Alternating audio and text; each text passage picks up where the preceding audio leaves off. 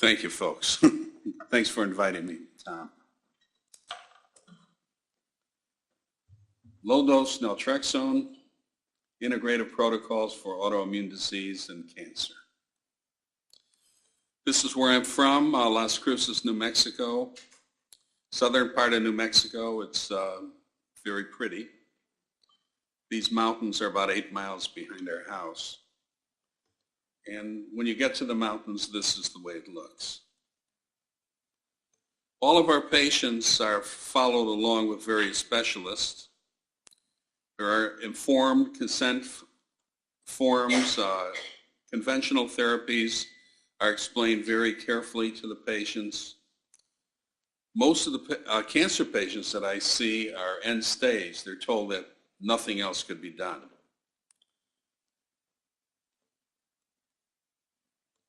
Our first patient, Mrs. GB, 74-year-old woman who's a patient at a large California medical center. I first saw her in September 2006. She had biopsy-proven pancreatic cancer. She told me that her religion did not allow standard medical treatment, and several of her friends had died from chemotherapy. My treatment protocol was low-dose naltrexone at bedtime, intravenous lipoic acid. Every 6 months she came in for 2 weeks. Healthy lifestyle. She was very adherent to our program. She was actually told she'd probably die within the month when I first saw her. A little bit about alpha lipoic acid. Probably the most important feature of this agent is that it seems to be the rate-limiting factor for the production of food to energy. So if you have a lot of alpha lipoic acid up until a point, you get a lot more energy from your food. And if cells have a lot more energy, they're much more efficient and they grow better and they're healthier. Another feature of alpha lipoic acid is it seems to modify gene expression. There are certain transcription factors that are turned on when somebody develops cancer. Lipoic acid in the correct dose will sort of stop this transcription factor from being active.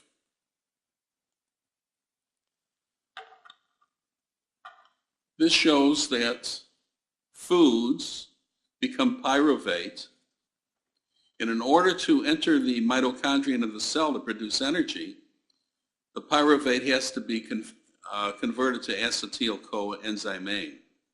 This is the fuel for all of your cells. There's an enzyme, pyruvate dehydrogenase complex, but nothing works without lipoic acid. This is the trigger for the production of energy from food.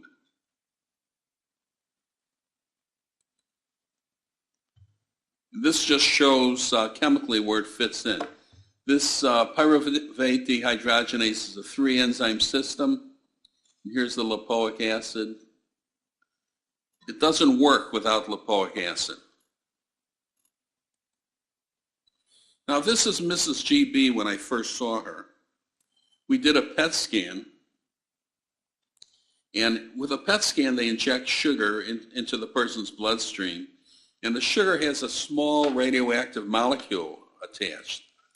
And cancers just love to eat sweets. They love sugar.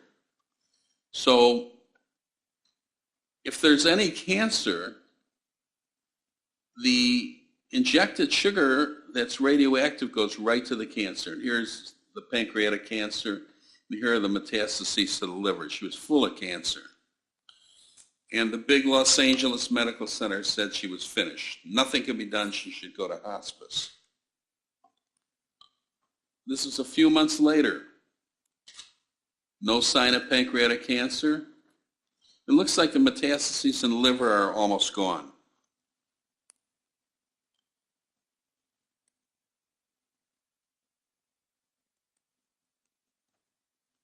This is March 2008. No sign of pancreatic cancer, no sign of metastatic disease.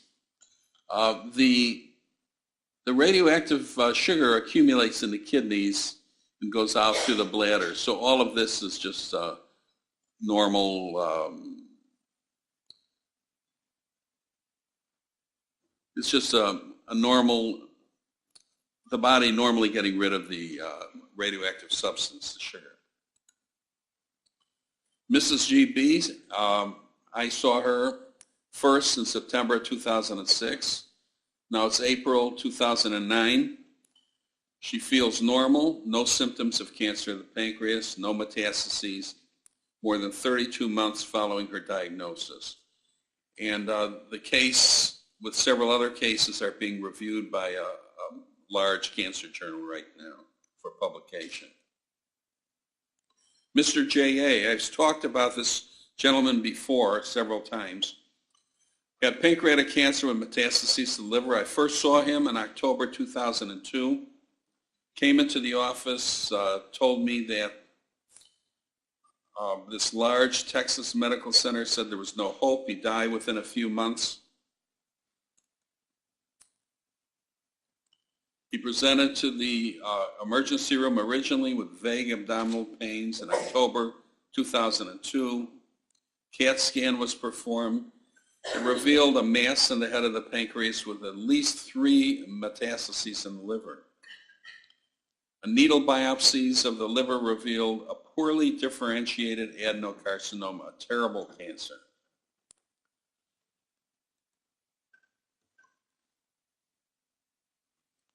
Here we see the mass in the head of the pancreas on a CAT scan.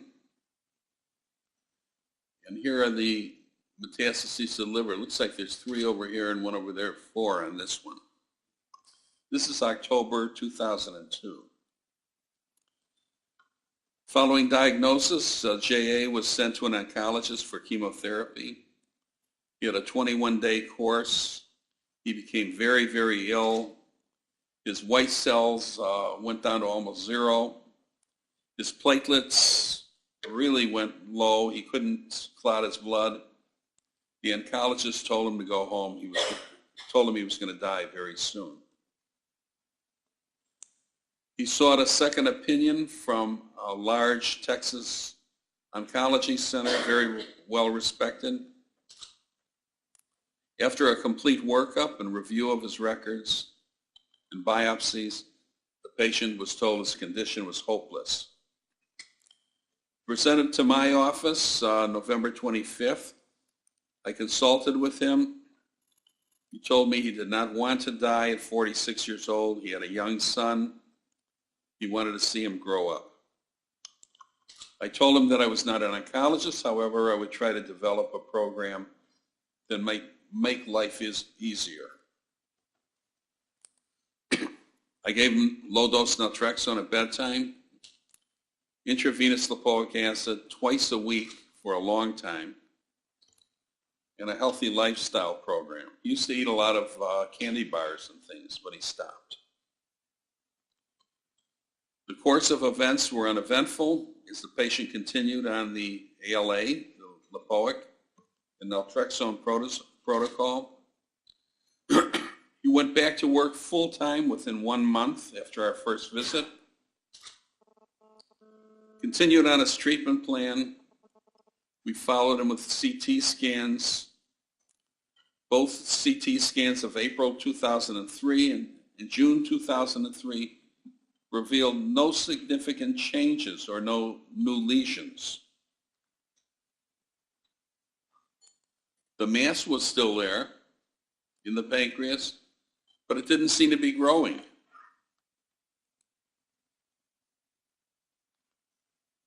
The metastases, probably not growing, still there. CAT scan almost 6 years later after initial diagnosis, August 2008. I can't see that mass anymore in the pancreas. It seems to be gone. and the liver seems to be free of metastases. August 2008, the old metastatic disease looks like it's just scarred over. Mr. J.A. once more, diagnosis of cancer of the pancreas, metastases to the liver. He's alive, working, feeling normal, 78 months following diagnosis, which is unheard of for both Mrs. G.B. and Mr. J.A. Mrs. J.K., 80-year-old woman from San Francisco. She developed painless jaundice. Her CAT scan showed pancreatic tumor, possible liver metastases. Diagnosis, 2005, she had a very high CA-19-9 count, 356. She was 80 years old, refused chemotherapy. This is the PET scan of January 06. And you can see a large tumor in the pancreas with probably several metastases in the liver. This is 6 months later on our program, no sign of cancer. Mrs. J.K. returned home to San Francisco in August of 2006. Her doctors refused to provide this therapy.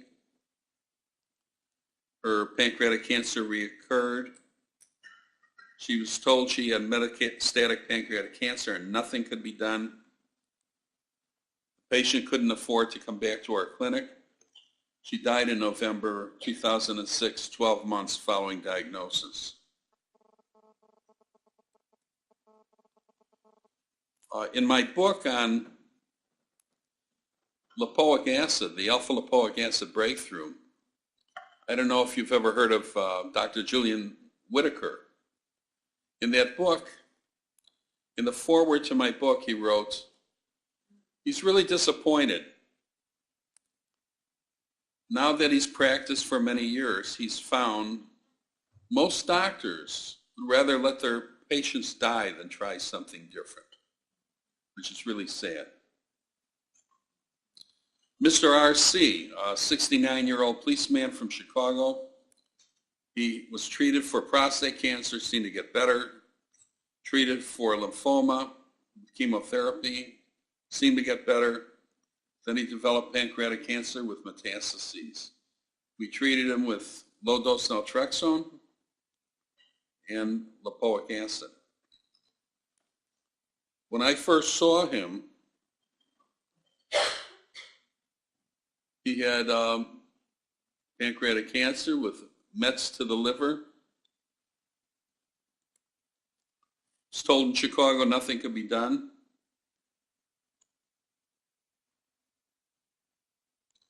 This is November 2006, full of cancer. February 2007, just the residual radioactive material in the kidneys being excreted. I think this is just an artifact, but no sign of cancer. RC's oncologist convinced him to have a surgical procedure since he was feeling so well. After our February PET scan, he developed blood poisoning in the hospital and died, little over a year following diagnosis. Mrs. A.M., she has hepatitis C. She was seeing me for hepatitis C with cirrhosis of the liver. I first saw her in July of 2001. Doctors from a well-respected Texas medical center told her she would not live more than a few months. She refused standard therapy. She was sometimes adherent to the program, sometimes she wasn't. We treated her with our regular protocol. This is when she was on the treatment program. Maybe a little bit of liver cancer there, but the rest of the liver doesn't look very bad. She went off the treatment protocol, and look what developed. All sorts of primary tumors of the liver. So she went back on the protocol. And this is, don't forget, I first saw her in 2001. And she was told she had a terminal cancer. This is in July 2008. Most of these other little cancers seem to have dried up, and there seems to be just one over there. She's still working and feeling well approximately 105 months following her initial diagnosis. Her alpha-fetoprotein, which is a measure of liver cancer, is about 3,000, which is really high. 6 or less is normal. I recommended a liver transplant since she didn't have any metastases. She said, "Why should I have this done? I feel normal." Mr. TM, B-cell lymphoma, diagnosed April 2004. I urged him to have standard therapy. His wife and he adamantly refused. He owns a construction company. He's very busy. This whole thing started with great stress. A lot of court cases. He was in a lot of trouble. Then he developed an Epstein-Barr virus infection, Bell's palsy, and then the lymphoma. And many of the scientifically oriented PhD people who study viruses think that Epstein-Barr virus under certain conditions can cause lymphomas. I think Epstein-Barr virus can cause chronic fatigue. Chronic fatigue, I think, is just a symptom of Epstein-Barr virus. Fibromyalgia, I think, is a symptom of Epstein-Barr virus. In some cases, lymphomas and maybe MS. Many cases of MS. So he only went through 2 weeks of intravenous ALA, didn't want any more, had to go back to work. However, his wife forced him to continue the low-dose naltrexone. He did not follow the nutritional program. This is December 05. This is backwards. Here's his liver. It should be over there. He had these gigantic cancerous lymph nodes in his neck. They were like softballs. And this gigantic tumor in his groin, 2 tumors. He had lymphomas under his arms and in several other places. He was full of cancer in December of 2005. In May of 2006, all of the cancer seemed to have disappeared. And he was just taking low-dose naltrexone. Did nothing else except those first 2 weeks of lipoic acid. The patient did not continue therapy or start the standard therapy that I recommended. Then his lymph nodes under his jaw increased in size. He saw an oncologist. However, once again, he refused standard therapy. We started him back on LDN. Now, you can see under his jaw, he seems to be developing a lymphoma again from not being on the treatment. But the old places where he had tumors seem to be clear.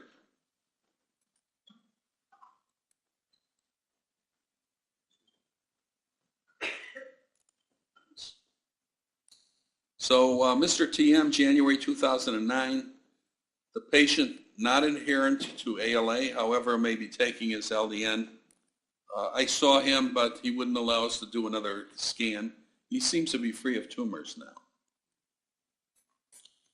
We published this in 2007, Reversal of Signs and Symptoms of a B-cell lymphoma. using only LDN. Berkson, Rubin, and Berkson. The third Berkson's my son, Arthur, who's also a doctor in town. Mr. MW, 80-year-old male with metastatic breast cancer and metastatic colon cancer. I saw him, he was in great pain and distress. The oncologist said he should be in a hospice. And as you can see, his bones are full of cancer. There's cancer all over.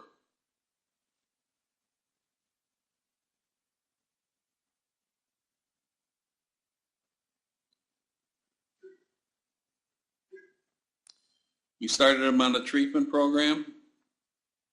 There was no real change in the PET scan, but he became mostly free of pain and distress. This was the next. Maybe there are some metastases there. I don't know.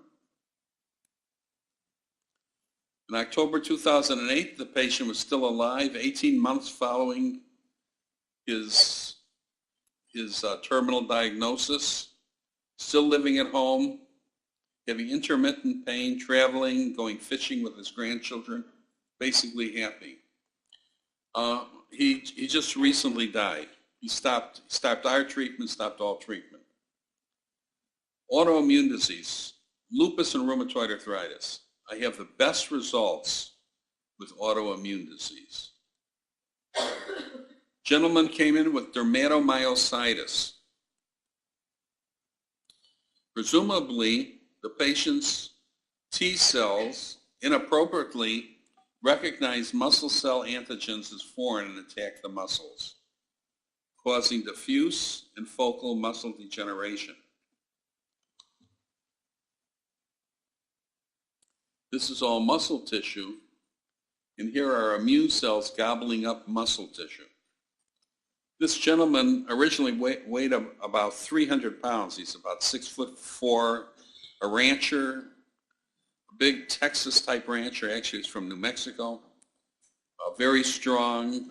When I saw him, he was he couldn't even walk. He had to be helped into the place.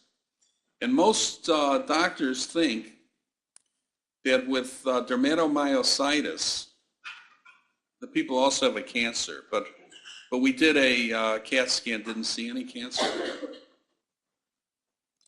The prognosis is that 20% die in the first year, and he was told he'd die that year. And the two other forms, people live a little bit longer. So he's a 48-year-old rancher. I first saw him October 2007. CAT scans did not show cancer. The problem started in fall 2008. He became very weak, developed a skin condition. His son had to help him in. Rheumatologists put him on all sorts of immunosuppressive drugs.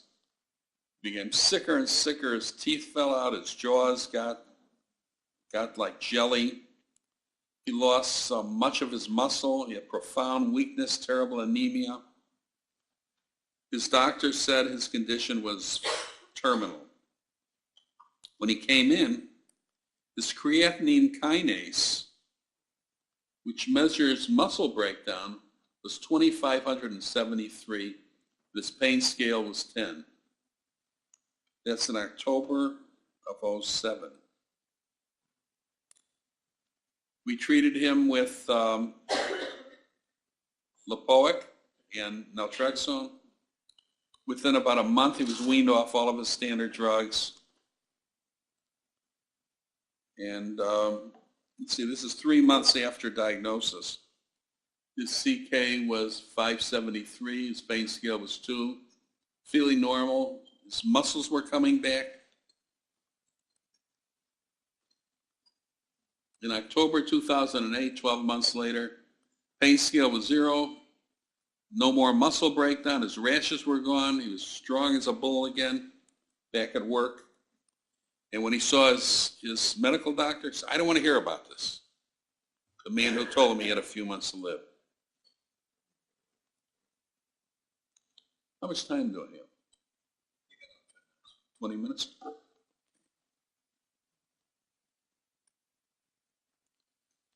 All right, the man is completely normal in every way. Rheumatoid arthritis, well, we know how destructive this disease could be. It's the way people's hands look after years of rheumatoid arthritis. Mrs. A.E., 47-year-old female radiology technician. She developed severe inflammatory rheumatoid arthritis plus systemic lupus. She was perfectly normal until she had a dental implant in '99. Soon after this implant, she developed this autoimmune problem. She presented to our office in July of 2005. Her rheumatoid arthritis level was 969. Her lupus test was 1446. She was on all these horrible medicines, these biological response modifiers, chemotherapy, prednisone was killing her. Her pain index was 10.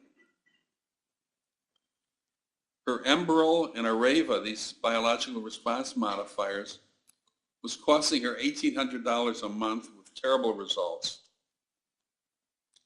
She was previously treated for many years with methotrexate, which is a chemotherapy drug, and prednisone.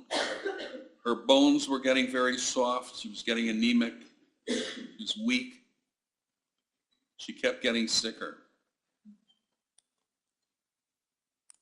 She had mouth sores, anemia, bone loss, abnormal liver function, recurrent viral infections, chronic fatigue, enlarged lymph nodes, which I thought was the beginning of lymphomas. She was having fevers every night, feeling sick most of the time, because these drugs knocked out her immune system.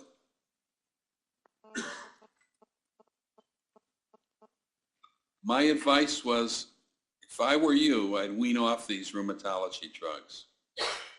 But continue with your rheumatology visits. Go see this gentleman, your rheumatologist. I put her on low-dose naltrexone. Right away, I went to 4.5 milligrams at bedtime. I gave her some Xanax if she had some trouble sleeping to take with it. I gave her alpha-lipoic acid intravenously twice a week, about 600 milligrams intravenously. You never mix lipoic acid with anything. If you mix it with something, you're going to get precipitation, you're going to have trouble. You just dissolve it in D5W or normal saline and give it over a period of time. She had a relatively healthy lifestyle. 2006, 11 months later, her pain scale went from 10 to 2. She felt almost normal. Her rheumatoid factor went from 969 to 131. 13 is normal. And her ANA went from 1446 to 1178. In October 2008, 39 months later, very little joint pain, an ALA and naltrexone, and some Motrin, some ibuprofen. Feels practically normal. And I just saw her recently, and she said she can't believe it. Just on the lipoic and the naltrexone, she feels like she did when she was a young woman. For rheumatoid disease, these are just a few of our patients, randomly selected. As you can see, within 6 months, look at this patient, went from a rheumatoid factor of 1926, 6 months later, 10, 361, 48, 54, 11.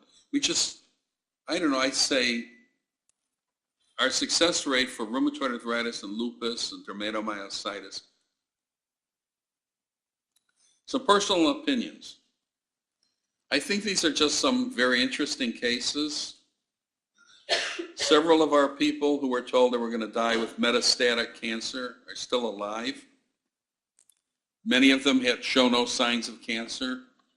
Others do show signs of cancer, but the cancers seem to be dormant as long as they're doing the treatment.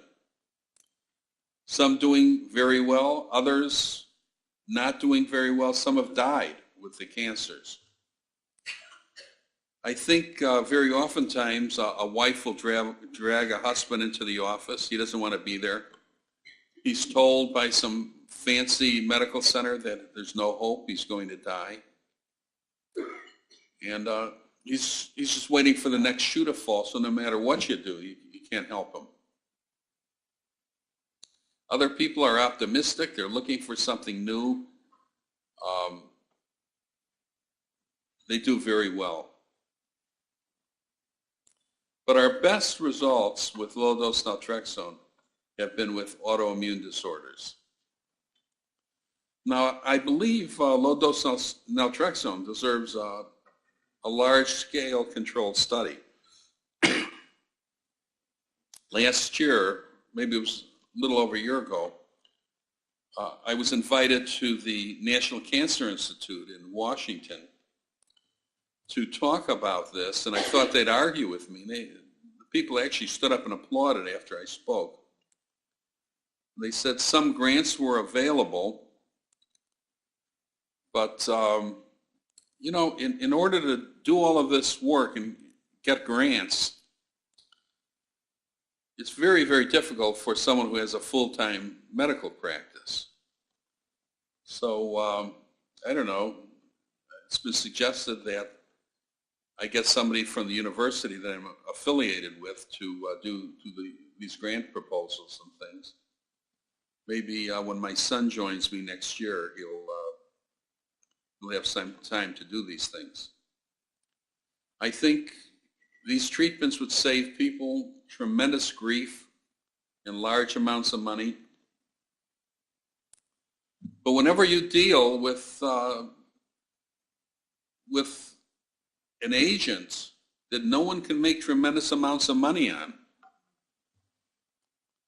it's very difficult to get support.